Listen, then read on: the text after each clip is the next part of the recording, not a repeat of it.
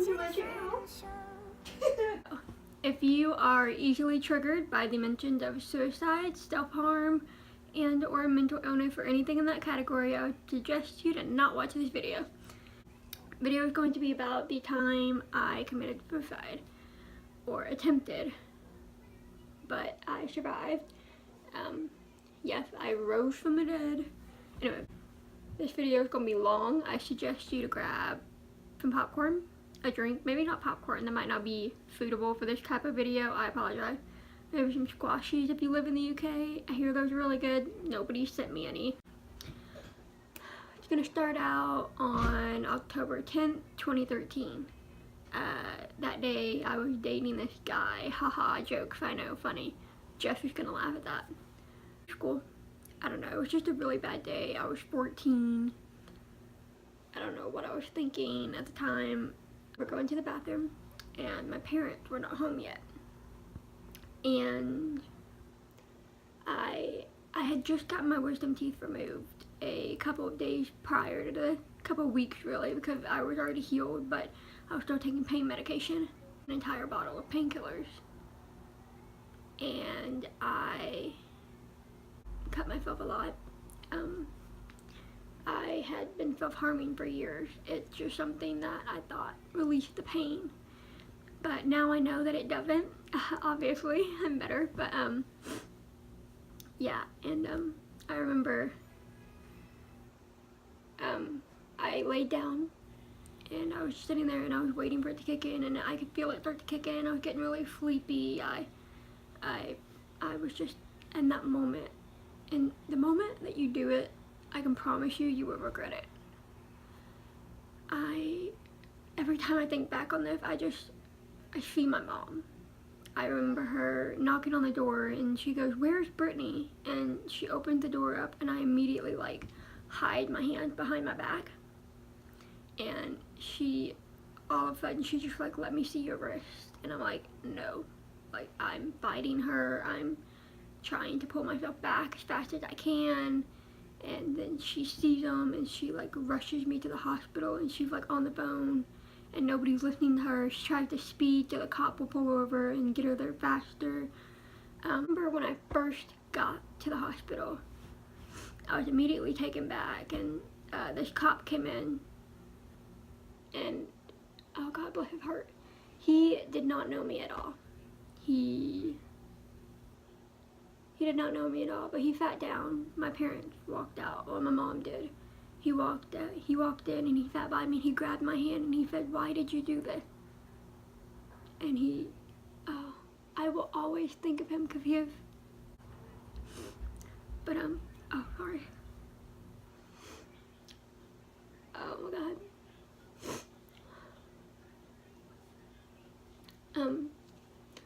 And I looked at him and I said, "I'm just not happy." And he goes, "Well, can you explain to me why you're not happy?" We're sitting on my phone and they brought this drink in. It was melted charcoal, which charcoal, it slows down the pills to make sure that they don't harm you in any way. And I hated this drink. It was the grossest thing ever. But I was only 2 sips in and then I started seething. And the first time, I didn't wake back up. My heart stopped. They revived me. I was pronounced dead for 2 minutes, I believe. Can't remember, it's been so long, but I woke back up and I remember just passing out again, and I seized again, and they thought I wasn't gonna make it. When I woke up the 3rd time, I don't remember how many days have passed. I don't remember how many hours have passed. I don't remember any of that. I just remember waking up and looking around and my entire family was there. And they all didn't understand. Nobody understood. And frankly, myself, I barely understood. And so, once I woke up, a cop came up to me and he goes, "Do you know what's gonna happen now?" And I looked at him and I go, "No, I don't." And he goes, "Well, we're gonna take you to Valley, which is a rehabilitation center. It's for troubled youth and people that just need help, basically." And I said, okay, because there was no way out of it. There was no, like, the government law here is if you attempt suicide, you have to go to a rehabilitation center. So he stood me up, I got dressed, and I was immediately handcuffed. I don't know if they thought of a danger to myself. Well, I was, obviously, but I don't know if they thought of a danger to others, but I guess they weren't going to try anything. And then I was put in the wheelchair and wheeled out. And this moment, I remember so vividly. I remember being wheeled out the front door, and like all of the parents like grabbed their kids and like moved, and like if I was taboo or something to them, and it was just the scariest thing. And I don't so we get in the back of the cop car, and they unhandcuff me, obviously, and I'm sitting in the back, which is, the back of a cop car is the weirdest thing. But I remember we were driving for at least 30 minutes. This hospital or rehabilitation center is far, and they go, hey, what kind of music you like? And I'm just like, well, anything really. And they start playing, like, it was rap music, but then they switched it to country, and they were all jamming, and they were like the chillest cops I've ever met, like, chillest cop. So we get there, and immediately, once I got to the rehabilitation center, my shoelaces were taken, my hair bands were taken, my nails were clipped, anything sharp that they thought you could harm yourself with, like pencils. So I got there, and I was on level 3. Level 3 is a danger to yourself and others. So I slept in the hallway that night. It was like at least, my God, it was like 6 a.m. when I got there, so everybody was already still asleep. So we were all sleeping, and then they woke me up like an hour later, and I went for breakfast, which I know a rehabilitation center is not the best place to go, but this place had the best food, like the best food. Like, I was eating good, honey. Like, oh, we can get extra plates too. Oh, good. So then session, I guess, and we all talked about it, and I received a binder. This binder, I have writing all over it because we couldn't do anything. We had no phones, no electronics, no TV. We couldn't do any of that. And so we spent a lot of time drawing and playing cards and stuff like that. And so I will show you a few things in here that we did and that I did. I can't. We're talking, and they got to me, and I remember vaguely this one girl next to me was in there for the same reason that I was. And she was so sweet to me. And all of us were in there for different reasons. Like, there was a guy in there for anger problem.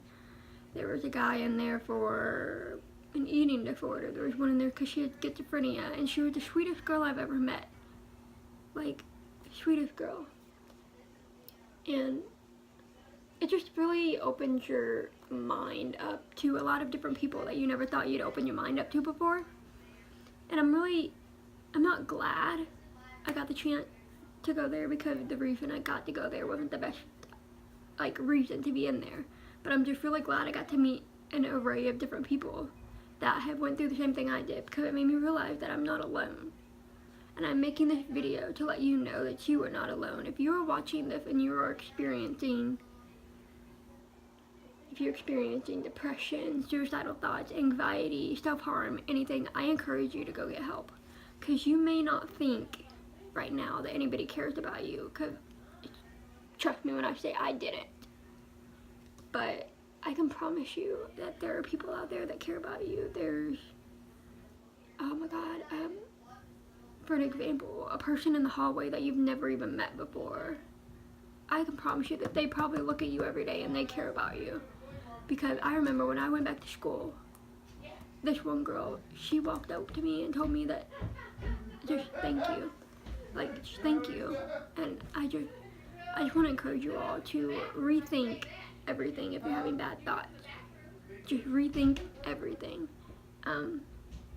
Because it is not the answer it's a permanent solution to a temporary problem. And I can promise you right now, I'm living proof, I'm still here, that it does get better. And yes, you're gonna have bad days, and you're gonna have days where you think about it again. That's just normal. It's completely normal, and I promise you that it will get better. I mean, it's not gonna be today or tomorrow. It might not even be next year. It might not even be 5 years from now. It might take years, but that's okay. And I know a lot of you don't have the patience for it, and that's okay too. Just remember that it's okay to talk to people. Nobody will judge you. Nobody's gonna, just remember that everything will be okay. That's really all I can say, because I didn't believe it, and I can just promise you that a lot of people will care about you. So we couldn't listen to music, so I created this list of songs that I really wanted to download when I got home. I don't know why I was so obsessed with music. I still am. I kind of want to make a music video, not a music video, but a video about songs that you guys probably never heard. This is where I went. It was Park Ridge Valley. I was in there for suicide, depression, and self-harm. But yeah, I didn't really go into more depth about the thing, but if you guys want a separate video about the rehab thing, I'll do one. It's probably gonna be as long as this one, but they had me create a bucket list, right?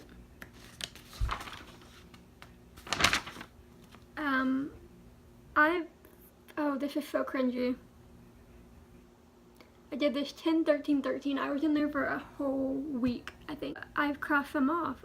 Save more lives. There's a lot of people that said that I helped them, and that, I don't know, it's just one of the things I really want to do, and I crossed that off. I recorded my own song. I dyed my hair the color of the rainbow. I've had so many colors. Make something of my name. I forwarded it. Not really. Take dancing lessons, I did that. Ride the world's fastest roller coaster, I did that. Go bungee jumping, I did that. One of them on here is go to England, and I'm going soon. And it's just, you know, little things like this you wouldn't be able to do. Like, if you're feeling bad, make yourself a bucket list. And if you're not living for yourself, honey, live for those things. If you're not living for yourself, live for your son, your daughter, your nephew, your aunt, your mom, your dad. Live for your cat. If you're not living for yourself, it's okay if you're not. It will come with time.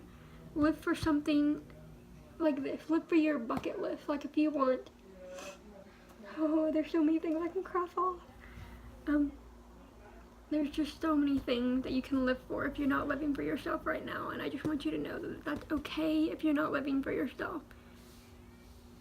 I'm living for myself now, and it took me ages. Before, I was just living, I was just existing. I was living to see if you could really get better. If you could really be happy in a couple of years from now. And you can, and I just can't stress that enough. You will be okay in times. I think that's all I have to say, and I'm gonna leave it right here. Okay, I'm gonna put the suicide prevention number right here. So if you ever need to talk to somebody, it's right there. I'm gonna put my email in the bio. So if you feel like you're not comfortable talking to somebody over the phone and you just want to email them, my email will be open. I will be replying. I'll leave my Instagram in the bio.